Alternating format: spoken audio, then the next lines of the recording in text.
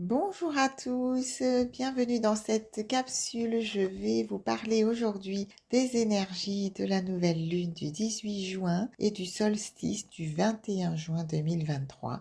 Si vous découvrez la chaîne, je m'appelle Aurélie Enda, thérapeute énergéticienne et j'accompagne ceux qui le souhaitent vers leur guérison dans une approche psychocorporelle afin de permettre à chacun d'aller vers sa joie et d'aller vers soi. Je vous propose diverses capsules ici sur cette chaîne et pour l'heure, il est question des énergies autour de cette nouvelle lune et donc du solstice. Petit aparté, le jeu du concours du solstice justement est toujours ouvert jusqu'au 21 juin. Je reçois encore avec joie vos participations donc pour gagner un soin énergétique. Merci à ceux qui sont déjà de la partie, c'était très chouette de trouver vos propositions. Vous pouvez aller donc sur la chaîne, j'ai fait une petite annonce audio pour vous présenter les conditions du jeu. Pensez, lorsque vous proposez donc votre participation, à me poser une question, c'est-à-dire comment faire ceci ou comment faire cela, ou comment trouver ceci ou trouver cela, plutôt que de me demander par exemple une capsule sur le thème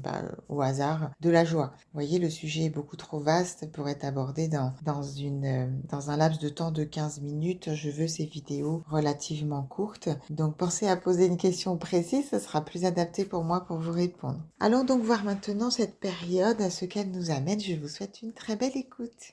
Eh bien, nous voilà à cette nouvelle lune, donc ce nouveau cycle lunaire qui a démarré le 18 juin et qui se fait dans le signe des Gémeaux. Donc, nous avons beaucoup de curiosité dans l'air. Le Gémeaux est un signe qui est tourné vers l'extérieur. Il va être curieux, s'intéresser à des choses différentes. Il aime s'enrichir de connaissances et il va apporter une énergie qui va peut-être nous faciliter, nous aider à dire oui plus facilement aux expériences. Il y a quand même une notion d'exploration et on va expérimenter. J'ai beaucoup parlé du Gémeaux la fois dernière, donc allez voir la capsule précédente si vous voulez un peu plus d'informations. Ici, nous avons Mercure dans l'air qui va venir nous aider à mieux communiquer. Alors, ce que je dirais sur la présence de Mercure et les mouvements de Mercure précisément dans cette période, c'est que si vous avez des choses à dire, eh bien, cela peut être intéressant d'utiliser cette fenêtre de tir pour le faire.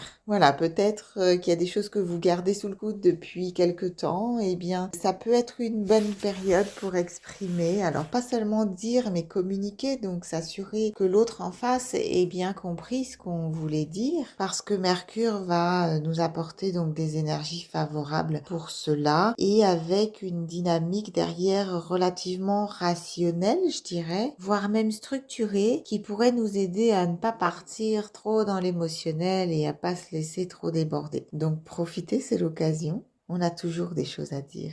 Exprimez-vous! De plus, Mercure est en Gémeaux, donc dans son signe, et va être vraiment influençant dans ce sens. Nous apporter des capacités et de la rationalité. Et puis nous avons aussi Neptune dans les parages qui va nous amener un peu plus des choses un peu moins rationnelles qui vont être de l'ordre de l'inspiration, de l'intuition. Peut-être on va avoir le sentiment d'avoir la tête dans les rêves, de pas vraiment avoir les pieds sur terre et d'être dans les nuages un petit peu, à rêvasser d'un monde idéal ou de ce qu'on a envie de créer. Ce sont des énergies qui sont intéressantes parce que dans la mesure où vous voulez créer quelque chose, vous allez commencer à le faire en dedans, c'est-à-dire dans votre pensée. Donc j'encourage cette disposition à rêver et à rêver grand, à avoir de l'ambition. Cela dit, je dirais que comme cette énergie est forte là dans cette période, je vous invite à ajuster votre attitude en fonction de votre personnalité, de ce que vous connaissez de vous. Si vous avez des facilités à rêver, à vous évader, à monter, hein, peut-être un peu trop même parfois, c'est peut-être justement une invitation à faire attention et à pas idéaliser des choses qui ne sont pas la réalité et à faire des projections et à s'égarer. Voilà, c'est le mot que je cherchais. Et donc à s'assurer que vous gardez bien les pieds sur terre, que je conseille de toute façon quoi qu'il arrive. En revanche, si vous avez peut-être l'habitude d'être très rationnel, très carré, pragmatique, peut-être au-delà de ce que vous trouvez ou de ce que vous pouvez voir autour de vous, il y a peut-être peut-être une invitation à lâcher un peu, à lâcher, à rêver, à se dire oh pourquoi pas, je rêve de ça me paraît impossible, pas atteignable ou de l'ordre de l'illusion et complètement perché peut-être, même si j'aime pas trop ce terme, et je vais en profiter pour imaginer à quoi j'ai envie qu'elle ressemble ma réalité. Si vous voulez peut-être visualiser et faire un vision board, un tableau de visualisation où vous voulez mettre tout ce que vous voulez attirer dans votre vie et le visualiser avec des images, ça peut être un moment opportun pour le faire. Puis on a toujours cette Vénus en Lion, j'en ai beaucoup parlé aussi la fois dernière, qui va nous amener les thèmes de la relation, du lien à l'autre, de l'amour aussi, plus précisément dans cette période relativement longue jusqu'à 4 mois, et va nous mettre les thèmes de l'amour sur le devant de la scène. Alors c'est une période qui va être relativement longue par rapport à ce qu'on a l'habitude de trouver, et donc on a le temps de mûrir certaines choses, et peut-être que la première étape par rapport à l'amour et aux relations amoureuses qu'on peut avoir va être pour certains de clarifier ce qu'on veut vivre en amour et d'aller regarder quelles sont les valeurs que je vais vouloir respecter dans une relation de cœur, et donc par extension me respecter moi-même. Donc soit on est peut-être sur un chemin où on a déjà exploré ces questions de manière élaborée et on va être très au clair, on sait où on veut aller, et à ce moment-là on y va parce que le lion est prêt, il va sur le devant de la scène et il se montre, il expose son amour en quelque sorte, il l'exprime, surtout qu'on a Mercure ici qui vient nous aider à exprimer des choses. Soit on est sur un chemin différent où on n'a peut-être pas regardé ces questions-là de près, où elles ont besoin d'être revisitées, et on va plutôt saisir en ce début de période sur ce thème d'aller clarifier et de regarder si on est vraiment au clair avec ce qu'on veut pour pouvoir y aller franco, sans faire un pas en avant et puis deux en arrière, parce que le lion va nous inviter là et nous proposer, en tout cas nous donner la chance, je le vois comme quelque chose de positif et comme un cadeau, de vivre les choses en grand, d'accord? Donc on parle de relations passionnelles, de relations plutôt durables, c'est plutôt ça que j'entends, même si la période de l'été peut amener aussi des flirts. Ça va dépendre aussi des choix de chacun et ils ne sont pas discutables. Mais le lion voit les choses en grand, voilà, il a de l'ambition. Donc moi j'ai plutôt dans mes consultations en ce moment des demandes en mariage qui se préparent, des mariages qui se peaufinent, des demandes qui ont été faites toutes récemment et qui vont être célébrées dans des préparations à l'engagement. Donc on est plutôt dans ces thèmes-là, me semble-t-il. Et puis Mars en Vénus va nous influencer dans notre capacité d'agir et nous mettre en action. Donc, comme je disais, c'est le moment de faire vos demandes. Exprimez votre amour au grand jour. Alors, puisque cette capsule est par extension dans la période de nouvelle lune plus solstice autour du 21 juin, et donc dans cette semaine du 21 juin, nous allons avoir aussi des mouvements d'Uranus qui peuvent nous amener des éléments de surprise dans les relations. Alors, des choses inattendues, donc ça peut être des relations qui n'étaient pas encore existantes dans la matière, et puis qui s'expriment, qui se dévoilent au grand jour. Ce peut être des éléments de surprise, des nouveautés dans les relations, des choses qu'on a besoin d'aborder, et il y a peut-être une opportunité là de faire des mises à jour qui peuvent être nécessaires. Donc on prend un peu de recul si on a besoin, on se crée un peu d'espace pour se mettre au clair dans ses idées, et puis on y va, on recule pas, il n'y a pas d'énergie de reculer là, Pour moi on va vers l'avant, on avance, donc n'hésitez pas, prenez votre courage à deux mains et allez-y, dans la mesure où vous restez authentique et que vous agissez à partir du cœur. Vous ne pouvez pas vous tromper. Vous pouvez soit gagner, soit apprendre de l'expérience. Et dans tous les cas, vous êtes gagnant.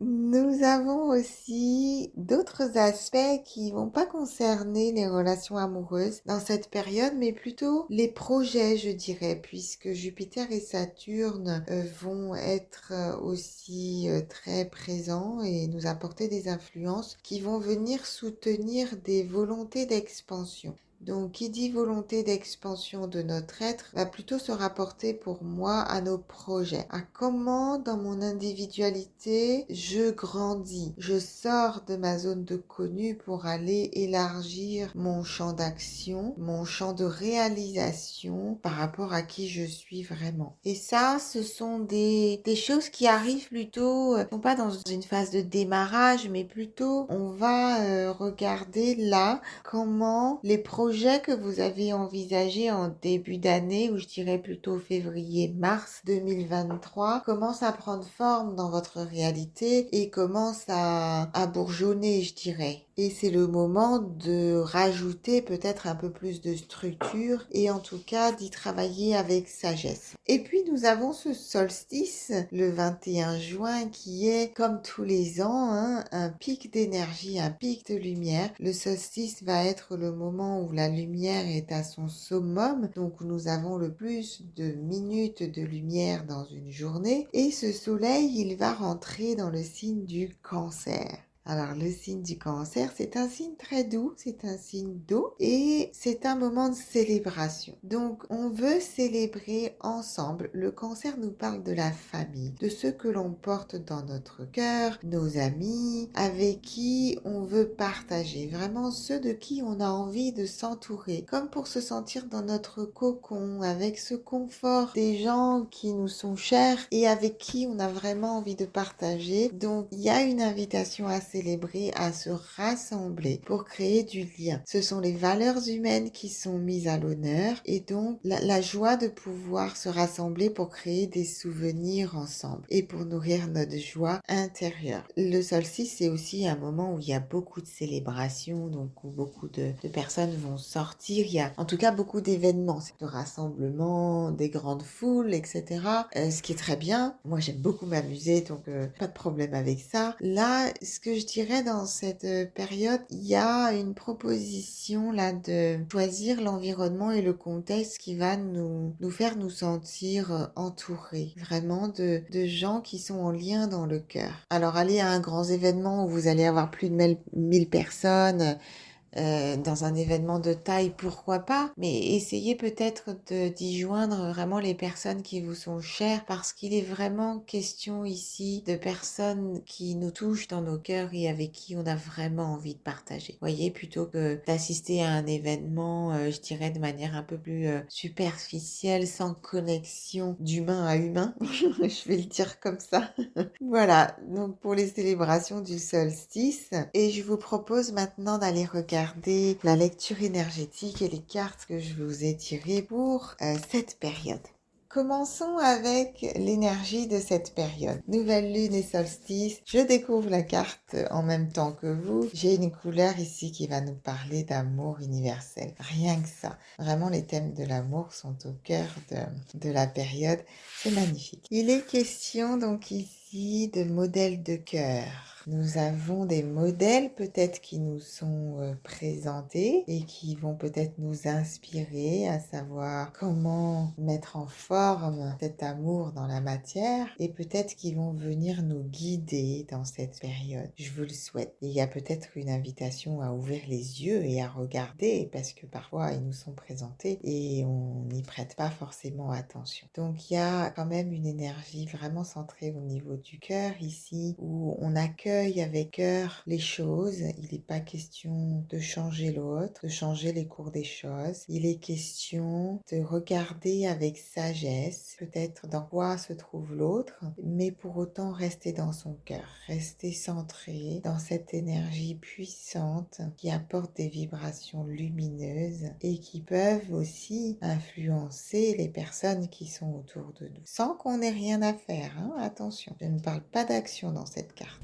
Bien, bien, bien, c'est intéressant. La deuxième carte que j'ai tirée pour vous, j'ai demandé à quoi on nous demande de prêter attention dans cette période. Eh bien, j'ai ici une carte qui va nous parler de l'histoire, du passé, des choses qui ont pu être dures dans le passé, et notamment des choses qui se répètent. Donc, d'être à l'écoute, peut-être de choses qui se répètent, parce que lorsqu'il y a répétition, eh bien, c'est qu'il y a quelque chose qui fait du surplace trace en quelque sorte et qui n'avance pas, et qu'il y a quelque chose qui est coincé quelque part. Donc je vous invite vraiment à prêter attention. 2 fois, 3 fois, sonnez votre petite alarme intérieure et posez-vous la question. Ça ne coûte rien d'aller interroger et de regarder donc les réactions répétitives qui vont peut-être créer des blocages et qu'il est temps de laisser aller puisque nous démarrons un nouveau cycle avec beaucoup de lumière. Donc il n'est pas question de traîner encore des choses qu'on ressasse de l'ancien, d'être nostalgique, de ressasser des souvenirs.